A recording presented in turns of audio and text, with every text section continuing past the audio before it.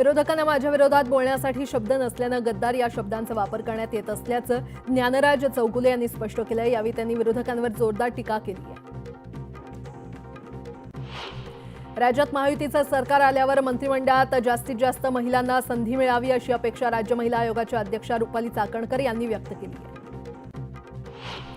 कृष्णा भामी योजनेचं पाणी विरोधी पक्षाच्या उमेदवाराच्या माध्यमातून बारामतीमध्ये नेण्याचा घाट आहे, म्हणूनच मला विरोध होत असल्याचा आरोप तानाजी सावंत यांनी केलाय।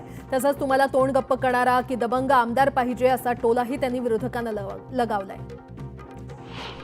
भाजपनं गुजरातसह देशभरातून महाराष्ट्रातल्या 90,000 बूथवर 90,000 बूथ कार्यकर्ते आणल्याचा दावा पंकजा मुंडे यांनी केलाय। यावर सुनील तटकरे यांनी प्रतिक्रिया दिली आहे। यात गैर काय असा सवाल तटकरे यांनी उपस्थित केला।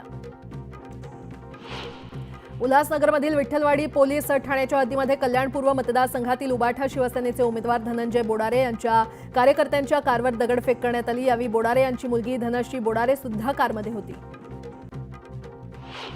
अणुशक्तीनगर विधानसभा मतदारसंघाची लढत ही यंदा राष्ट्रवादी विरुद्ध राष्ट्रवादी अशी होते। राष्ट्रवादी अजित पवार गटाकडून नवाब मलिक यांच्या कन्या सना मलिक तर शरद पवार गटाकडून अभिनेत्री स्वरा भास्करचा नवरा फहाद अहमद यांना उमेदवारी देण्यात आली आहे। त्यामुळे अणुशक्तीनगरची ही लढत चुरशीची होणार असल्याचं चित्र आहे। लोकसभा निवडणुकीच्या तुलनेत विधानसभा निवडणुकीसाठी मुंबईत तब्बल 2,91,087 मतदार वाढलेले आहेत। मुंबईमध्ये यंदा 1,02,00,000हून अधिक मतदार आपलं मत नोंदवणार आहेत। विधानसभा निवडणुकीच्या पार्श्वभूमीवर मतदान केंद्रावर मोबाईल घेऊन जाण्यास बंदी घालण्याचा निवडणूक आयोगाचा निर्णय कोणत्याही दृष्टीने बेकायदेशीर नाही असं उच्च न्यायालयानं स्पष्ट केलंय। जिल्हा आणि पोलीस प्रशासनाच्या पथकाला मतदान केंद्रापर्यंत नेण्यासाठी आणि मतदानाचं यंत्र आणि साहित्य पोहोचवण्यासाठी एसटीच्या बस धावणार आहेत। राज्यातील मतदानासाठी एसटीच्या सुमारे 9,000 बस आरक्षित केल्या आहेत। निवडणुकीसाठी वल्लभनगर एसटी आगारातील बसची सुविधा उपलब्ध करून देण्यात आलेली आहे। तळेगाव आणि राजगुरुनगर येथे एकूण 32 एसटी बस रवाना होणार आहेत। त्यामुळे इतर मार्गांवर लालपरीच्या एकही फेऱ्या होणार नाहीत।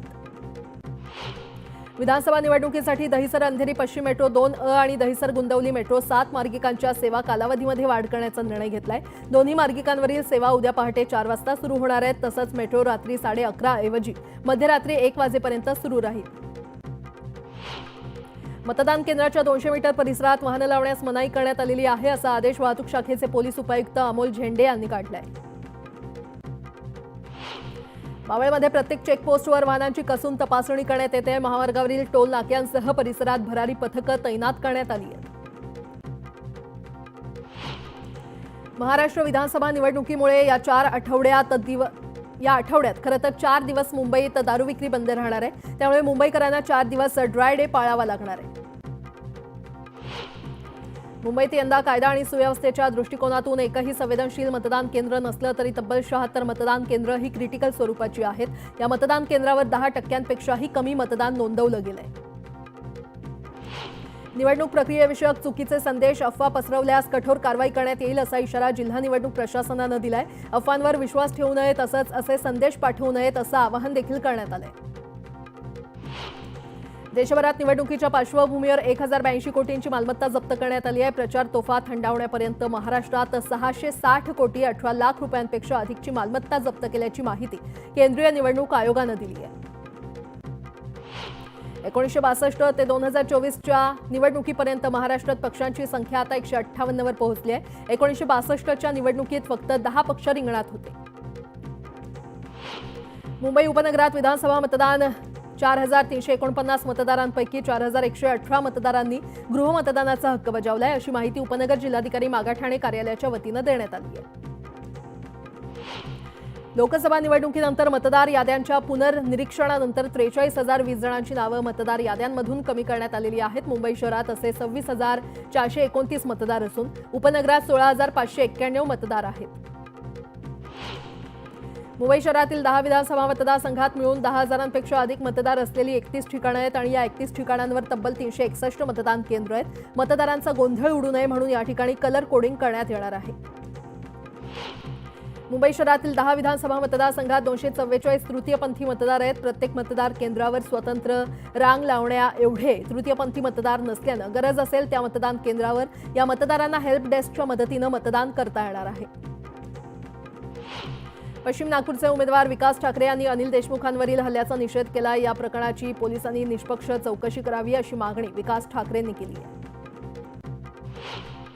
अनिल देशमुखांच्या वाहनावर अज्ञातांनी हल्ला केल्यानं त्यांना गंभीर दुखापत झाली आहे। या सगळ्या प्रकरणात मी स्वतः आणि पोलीस चौकशी करतायत। या सगळ्या घटनेतील तथ्य समोर आणण्यात येईल अशी ग्वाही नागपूर जिल्हाधिकारी विपिन इटनकर यांनी दिली आहे।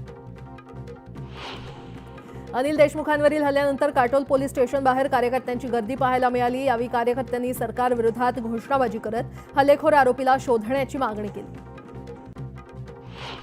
मुंबईमध्ये निवडणूक प्रचारासाठी वापरण्यात येणाऱ्या 568 वाहनांच्या परवानगी शुल्काद्वारे प्रादेशिक परिवहन यावी 8,78,000चा महसूल मिळालाय। ताडदेव, अंधेरी, बोरिवली आणि वडाळा उपप्रादेशिक परिवहन कार्यालयातून ही परवानगी प्रक्रिया पार पडल्याचं आरटीओच्या वरिष्ठ अधिकाऱ्यांनी सांगितलं। राजधानी दिल्लीमध्ये प्रदूषणाचं संकट अधिकच गंभीर झालंय। सकाळी दाट विषारी धुक्यामुळे दृश्यमानता देखील प्रचंड कमी झाली होती। हवेच्या गुणवत्तेचा सरासरी निर्देशांक 484 नोंदवला गेलाय। बदलापूर शाळेतील लैंगिक अत्याचार प्रकरणातील आरोपी अक्षय शिंदेच्या चकमकीतील मृत्यूच्या तपासात निष्काळजीपणा केला जात असल्याची टिप्पणी करत उच्च न्यायालयानं सीआयडीला फटकारलेला आहे। तपास गांभीर्यानं करण्यात येत नसून त्यात अनेक त्रुटी असल्याचंही निरीक्षण नोंदवलं गेलंय। भारतीय क्रिकेट संघाचे प्रशिक्षक गौतम गंभीर यांच्याविरुद्धच्या फसवणुकीच्या खटल्यातील कारवाईला स्थगिती देण्याचा आदेश दिल्ली उच्च न्यायालयानं दिलाय। न्यायालयानं गंभीर यांना दिलासा देत त्यांच्या याचिकेवर दिल्ली पोलिसांकडून उत्तर मागितलंय। 200 वस्तूंच्या दरांबाबत जीएसटीच्या बैठकीत चर्चा होणार आहे। 21 आणि 22 डिसेंबरला राजस्थानमध्ये बैठकीचं आयोजन करण्यात आलंय। यावेळी कराच्या दरांबाबत चर्चा होईल। अंदमान निकोबार बेटांवर सी प्लेननं जाण्यासाठी सेवा सुरू करण्याचा सरकारचा विचार आहे। पर्यटनाला चालना देण्यासाठी सी प्लेन सेवा सुरू करण्याची योजना तयार केली जात असल्याचं सांगण्यात येत आहे। बँकांनी कर्जावरील व्याजदर कमी करणं गरजेचं आहे असं अर्थमंत्री निर्मला सीतारामन यांनी म्हटलंय। बँकांच्या व्याजदरामुळे नागरिकांना अडचणींचा सामना करावा लागत असल्याचंही सीतारामन म्हटलंय।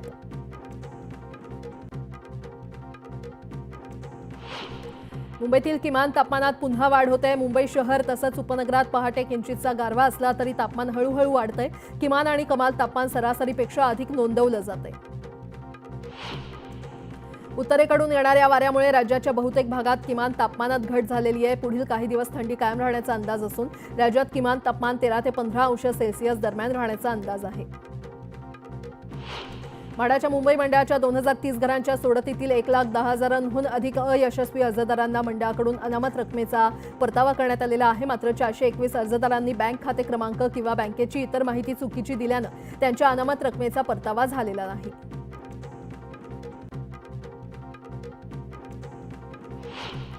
आता एक मोठी माजी गृहमंत्री अनिल देशमुखांच्या कारवर अज्ञातांकडून दगडफेक, हल्ल्यात अनिल देशमुख जखमी। नागपूरच्या काटोल जलालखेडा रोडवरची घटना, चौघांविरोधात गुन्हा दाखल। नाशिक पूर्व विधानसभा मतदारसंघात राडा, भाजपचे राहुल ढिकले आणि शरद पवारांच्या पक्षाचे उमेदवार गणेश गीतेंच्या कार्यकर्त्यांमध्ये तुंबळ हाणामारी।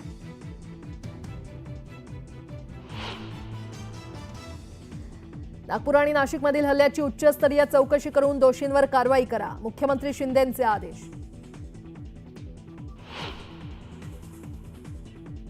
उद्धव ठाकरे आज सहकुटुंब तुळजाभवानी देवीच्या दर्शनाला, देवीला घालणार विजयासाठी साकडं।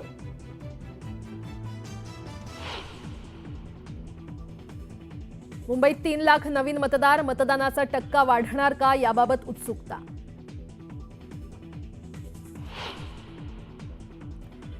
प्रचार तोफा थंडावण्यापर्यंत देशात 1,000 कोटींपेक्षा अधिक किमतीची मालमत्ता जप्त, राज्यातून 660 कोटींचा मुद्देमाल हस्तगत। राज्यात 4 दिवस ड्राय डे, विधानसभा निवडणुकीमुळे दारू विक्री बंद।